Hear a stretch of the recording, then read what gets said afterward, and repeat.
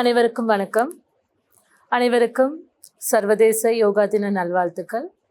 ஆண்டுதோறும் மக்களிடையே ஆன்மீகம் மற்றும் மன ரீதியாக ஒரு சிறந்த மாற்றத்தை ஏற்படுத்தும் முகமாக ஜூன் 21ஆம் தேதி சர்வதேச யோகா தினம் கொண்டாடப்படுகின்றது.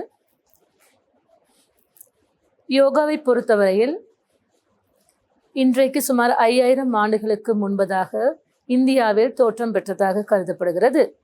சமஸ்கிருத மொழியில் யுஜ் என்ற சொல் இணைதல் என்று பொருள்படுகின்றது. யோகா என்ற சொல்லுக்கு இணைதல் என்று பொருள். பழைய வேதம், புராணங்கள், உபநிடதங்கள் போன்றவற்றில் யோகா தொடர்பான பல கருத்துக்கள் காணப்படுகின்றன. பதஞ்சலி முனிவர் யோகாவினுடைய தந்தையாக கருதப்படுகின்றார்.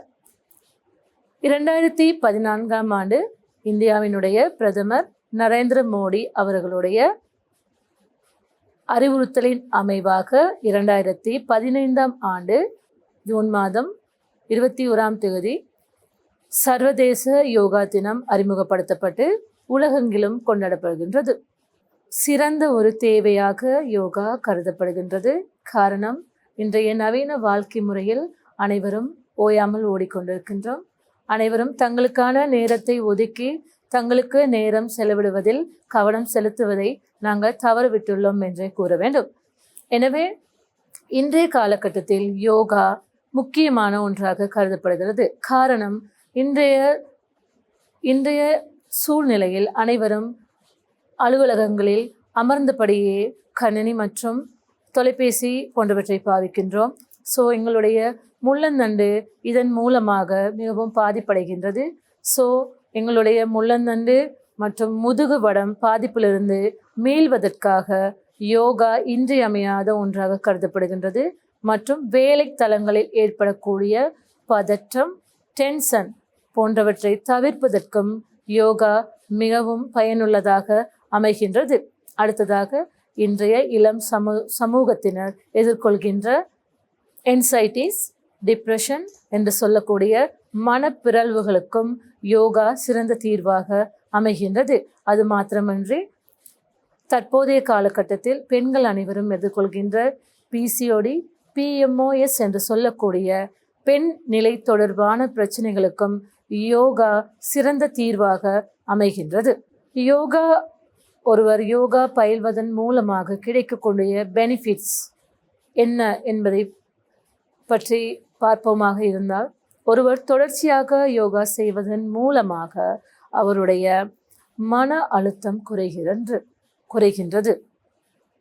யோகா மன ரீதியாக ஏற்படக்கூடிய பல பிரச்சனைகளுக்கு சிறந்த தீர்வாக அமைகின்றது. அது மாத்திரமன்றி, உடல் ரீதியான சில பிரச்சனைகளுக்கும் யோகா சிறந்த தீர்வாக அமைகின்றது. குறிப்பாக நீரிழிவு, உயர்குருதி அழுத்தம், கொலஸ்ட்ரால்,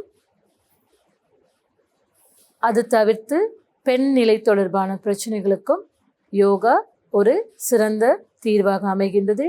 யோகா கற்றுக்கொள்வதன் மூலமாக உள ரீதியில் பல மாற்றங்களை நாங்கள் ஏற்படுத்தி கொள்ளலாம்.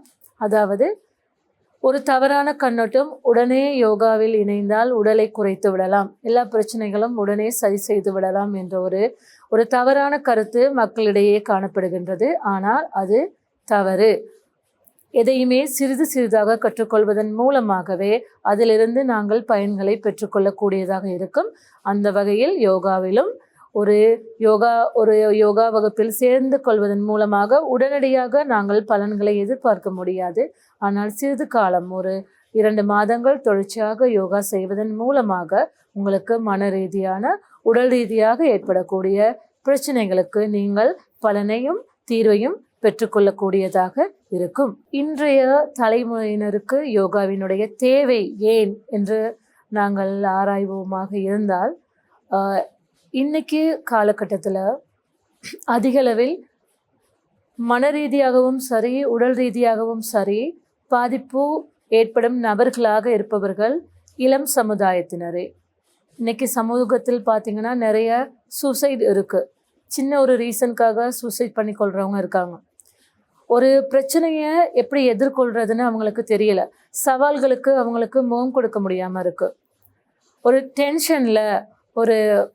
டென்ஷனில் எடுக்கிற முடிவு அவங்கள ஒரு நிமிடத்தில் அவங்க யோசிக்காமல் எடுக்கிற ஒரு முடிவு அவங்கள உயிர் வாழ விடாமல் பண்ணிடுது. ஸோ கண்டிப்பாக வந்து யோகா வந்து இதுக்கு ரொம்ப முக்கியம். என்ன ரீசன்னு சொன்னீங்கன்னா, தியானம் செய்வதன் மூலமாக உங்களுடைய அலைப்பாய்கின்ற மனதை வந்து கட்டுப்படுத்த முடியும். உங்களுடைய மனம் வந்து மிக மிக அமைதியாவதற்கு வந்து தியானம் வந்து ரொம்ப முக்கியம். நம்ம வாழ்க்கையில் நம்ம அன்றாடம் சாப்பிட்றோம், தூங்குகிறோம், குளிக்கிறோம், எல்லாமே பண்ணுறோம். இதே மாதிரி நம்ம வாழ்க்கையில் அன்றாட ஒரு பயிற்சியாக நாங்கள் தியானம் தினமும் ஒரு 10 நிமிஷம் எங்களுக்காக டைம் ஒதுக்கி கண்டிப்பாக பண்ணணும். ஏன்னா தியானம் பண்ணுறதன் மூலமாக உங்கள் ஆழ் மனதில் இருக்கிற டென்ஷன், ஓவர் திங்கிங், இந்த மாதிரியான எண்ணங்கள் வந்து ரொம்ப குறையும். எல்லா பிரச்சனைக்கும் முதல் காரணம் வந்து ஓவர் திங்கிங் தான். அதீத நினைவு, அதாவது அதீத கற்பனையாற்றல். ஒன்றுமே நடக்காத விஷயத்தை போட்டு குழப்பிக்கொள்வது. இதற்கெல்லாம் காரணம் என்னன்னு பார்த்தீங்கன்னா எங்களுடைய மனசு தான். ஏன்னா அது வந்து எங்களுடைய கண்ட்ரோலில் இல்லைன்னு அர்த்தம். ஸோ அதை கண்ட்ரோல் பண்ணணுமா இருந்தால் கண்டிப்பாக அதை கட்டுப்படுத்தணும். அதை கட்டுப்படுத்தணுமா இருந்தால் கண்டிப்பாக தியானத்தால் மட்டும்தான் முடியும். ஸோ கண்டிப்பாக இன்றைய காலகட்டத்தில் நாங்கள் ஜிம்க்கு போகிறோம், ஜும்பாக்கு போகிறோம். அதே மாதிரி ஒரு யோகா கிளாஸையும் நீங்கள் சூஸ் பண்ணி போகணும். ஏன்னா உங்களுக்கு வந்து பிற்காலத்தில் வரக்கூடிய நிறைய பிரச்சனைகளுக்கு, அதாவது சவால்களுக்கு நீங்கள் முகம் கொடுக்க வேண்டியதாக இருந்தால் கண்டிப்பாக உங்களோட மனசை வந்து நீங்கள் நல்லா வச்சுக்கொள்ளணும்.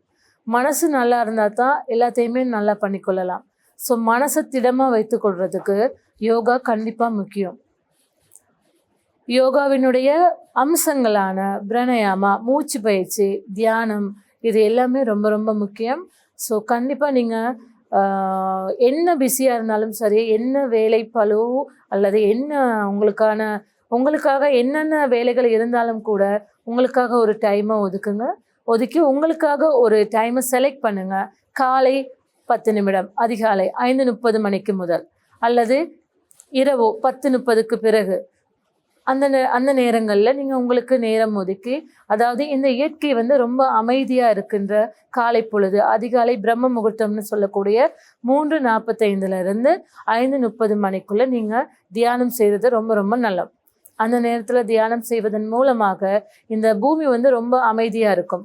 ஸோ நீங்கள் தியானம் செய்வதன் மூலமாக அது எப்படி அமைதியாக இருக்குதோ அதே மாதிரி உங்களுடைய மனமும் அமைதி பெறும். அதே மாதிரி இரவு 10:30 மணிக்கு பிறகு அப்பையும் அப்படி தான். அதாவது தொலைக்காட்சி நாங்கள் ஓப் பண்ணியிருப்போம், ஃபோனை ஓப் பண்ணி வச்சுருப்போம், நாங்கள் எல்லாமே அமைதியாக இருக்கும். அந்த 10:30க்கு பிறகு நீங்கள் மெடிடேஷன், அதாவது தியானம் செய்வதன் மூலமாகவும் உங்கள் மனசை வந்து நீங்கள் அமைதிப்படுத்தி கொள்ளலாம். அதே மாதிரி பிராணாயாமம் என்று சொல்லப்படுகின்ற மூச்சு பயிற்சிகளை வந்து வெறும் வயிற்றில் தான் நீங்கள் பண்ணணும். அதுவும் அதிகாலை வேளையில் நீங்கள் எம்டி ஸ்டொமக் என்று சொல்லக்கூடிய வெறும் வயிற்றில் செய்வதன் மூலமாக உங்களுக்கு தியானத்தின் மூலமாகவும் ஒரு பலன் கிடைக்கும், இந்த மூச்சு பயிற்சியின் மூலமாகவும் ஒரு தீர்வு கிடைக்கும். இன்றைய காலகட்டத்தில் யோகா தொடர்பாக சில தவறான கருத்துக்கள் சமூகத்தில் காணப்படுகின்றன. அதாவது யோகா சிறுவர்களுக்கு மாத்திரமே உகந்தது. உண்மையாலுமே அந்த கருத்து வந்து முற்றிலுமே வந்து தவறான கருத்து. ஏன்னா யோகா அனைவருக்குமானது. எல்லா வயதில் உள்ளவங்களுமே யோகா பண்ணலாம்.